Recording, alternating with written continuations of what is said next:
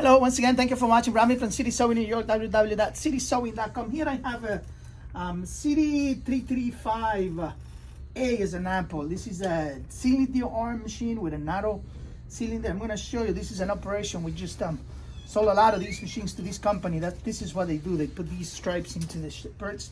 So I'm going to show you here how easy this is. See, this is it. That's what they do. And then they go all the way around the pants with this. They go around the jacket with this machine. You know, this is how they do it right over here. The armholes. They do it on the legs. They do it all over the place. And this is what they use: a cylinder machine and a small narrow cylinder. I'm going to show you. Very narrow cylinder machine. This is a walking foot, so it'll help you move the material very nice and easy. It's also using the leather business. A lot of handbags and stuff like that, they do it with this machine. Nice cylinder.